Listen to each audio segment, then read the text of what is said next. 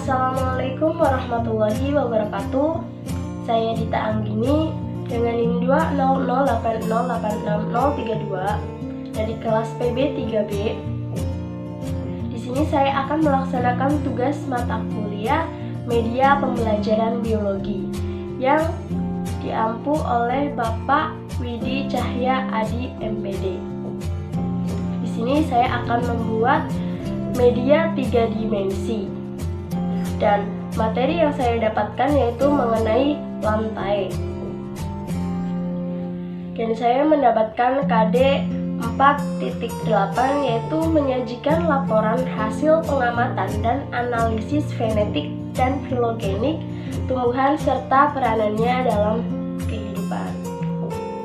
Dengan tujuan dan indikator yaitu siswa mampu melakukan pengamatan tumbuhan Pteridophyta dan Bryophyta.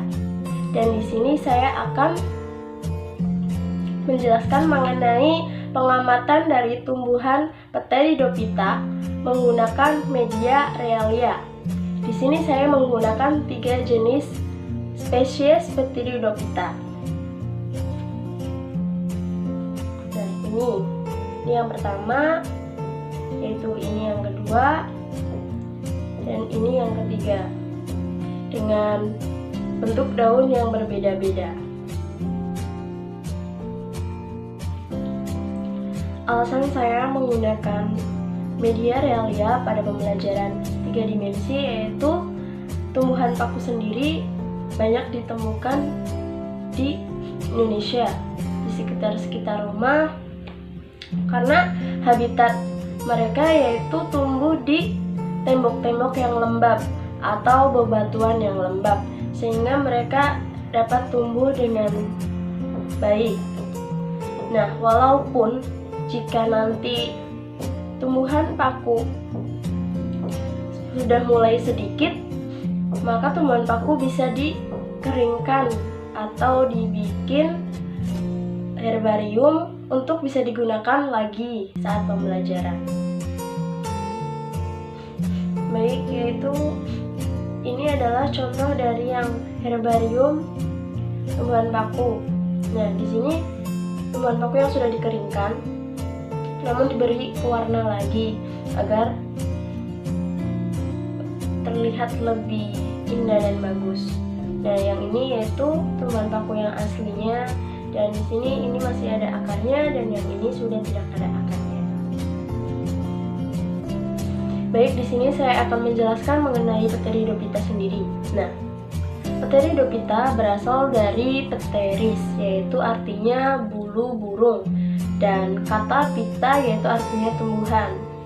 Dan dapat diartikan bahwa Pteridophyta adalah tumbuhan yang daunnya seperti burung. Nah, bisa dilihat seperti ini, kan, seperti bulu-bulu burung.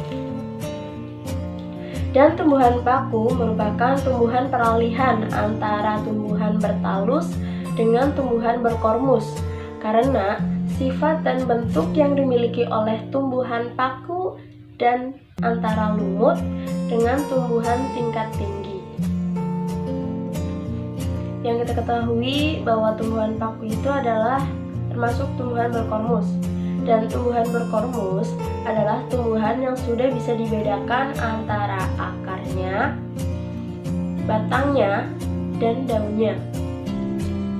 Namun pada tumbuhan paku tidak menghasilkan biji, akan tetapi menghasilkan sorus-sorus yang berada di belakang daun tumbuhan paku sendiri. Baik, tumbuhan paku sendiri sudah bisa dibedakan antara akar, batang, dan daunnya, yaitu sebagai berikut. Yang pertama yaitu mengenai akarnya. Sistem perakaran pada tumbuhan paku yaitu sistem akar serabut. Bisa dilihat, yaitu akarnya serabut. Nah, mengapa demikian? Karena akar yang pertama kali keluar yaitu tidak bersifat dominan. Nah, sehingga akar-akar yang lain keluar dari batang, menyusul dan menjadi akar serabut. Nah, kemudian fungsi akar sendiri yaitu untuk menyerap air dan garam mineral yang berada di dalam tanah. Dan sesuai saja, tumbuhan paku ini saya temukan di tembok rumah yang sudah tidak ada penghuninya. Nah, tumbuhan paku sendiri ini memang sangat merusak tembok sendiri karena akar mereka berusaha untuk menyerap nutrisi dari habitatnya agar mereka tetap hidup. Baik, selanjutnya mengenai morfologi batangnya. Nah, batang tumbuhan paku ini bermacam-macam.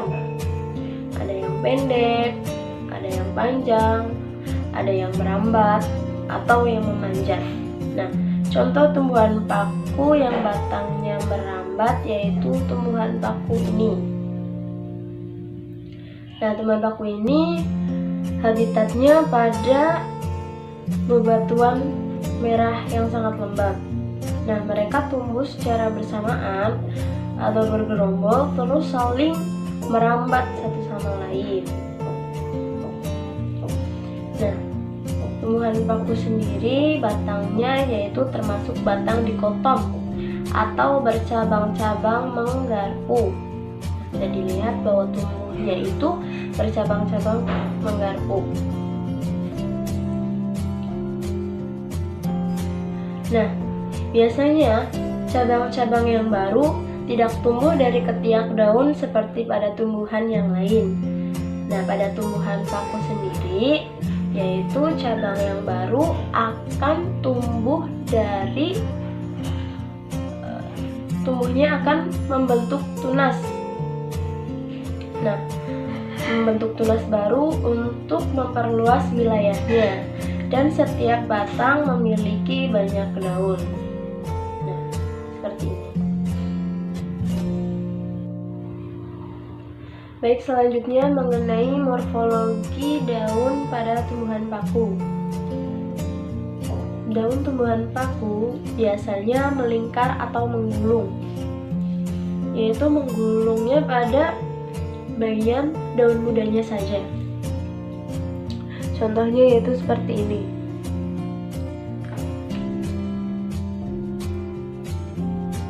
Nah, kemudian daun tumbuhan paku terdiri dari tangkai dan helai daunnya. Nah, bisa dibedakan antara daun dan tangkainya. Nah, pada helai daun yaitu ada dua macam, yaitu ada daun fertil dan infertil. Nah, kebanyakan daun fertil yaitu pada tumbuhan paku terdapat spora yang menempel pada sisi bawah daunnya. Nah, seperti ini contohnya. Spora atau yang sering disebut sorus juga. Nah, bisa dibedakan di sini jika sporanya sudah agak matang, yaitu berwarna coklat. Nah, jika sporanya belum matang, ini agak sedikit masih berwarna putih kehijauan.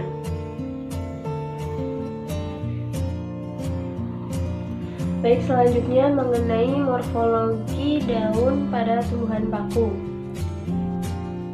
Daun tumbuhan paku biasanya melingkar atau menggulung, yaitu menggulungnya pada bagian daun mudanya saja.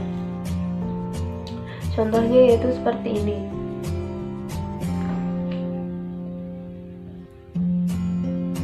Nah, kemudian daun tumbuhan paku terdiri dari tangkai dan helai daunnya. Nah, bisa dibedakan antara daun dan tangkainya. Nah, pada helai daun yaitu ada dua macam, yaitu ada daun fertil dan infertil. Nah, kebanyakan daun fertil yaitu pada tumbuhan paku terdapat spora yang menempel pada sisi bawah daunnya. Nah, seperti ini contohnya. Spora atau yang sering disebut sorus juga. Nah, bisa dibedakan di sini jika sporanya sudah agak matang, yaitu berwarna coklat. Nah, jika sporanya belum matang, ini agak sedikit masih berwarna putih kehijauan. Kemudian daun ditinjau dari fungsinya, yaitu terdiri dari tropofil dan sporofil. Nah, tropofil ini yaitu pada daun berfungsi untuk prosesnya fotosintesis. Sedangkan sporofil yaitu daun yang berfungsi untuk menghasilkan spora. Baik, selanjutnya mengenai morfologi sorus pada tumbuhan paku. Nah, sorus sendiri merupakan salah satu ciri yang paling penting dalam pengklasifikasian tumbuhan paku. Nah, mulai dari bentuk sorus, letak sorus, dan juga ada tidaknya lapisan indisium. Nah, sorus merupakan organ generatif atau seksual, dan sorus adalah istilah untuk sekelompok sporangium. Nah, dari sporangium sendiri terdiri dari antheridium yang menghasilkan sel spermatozoid dan archegonium yang akan menghasilkan ovum. Nah, spora biasanya letaknya di bawah helai daun, dan spora hampir terdapat pada tumbuhan paku. Nah, bentuk spora ada yang bulat dan ada yang memanjang. Nah, biasanya berwarna coklat seperti ini, dan dilapisi oleh lapisan indisium.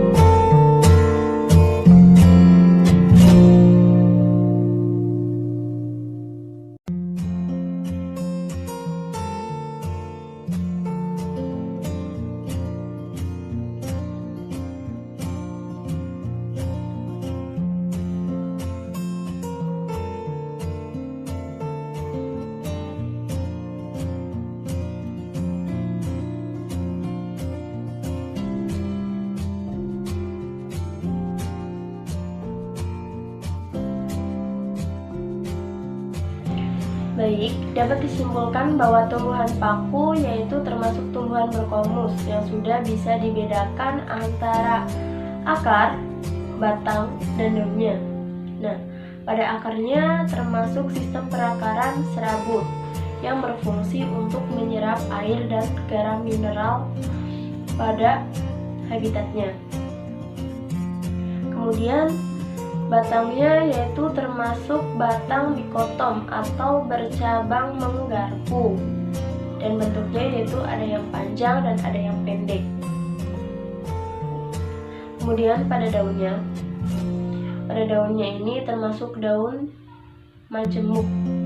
Nah, dan daun sendiri itu berfungsi untuk proses fotosintesis dan untuk menghasilkan spora.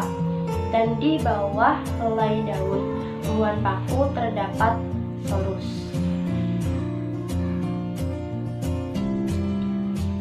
Baik, sekian dari saya mengenai media 3 dimensi pada tumbuhan paku. Kurang lebihnya mohon maaf. Wassalamualaikum warahmatullahi wabarakatuh.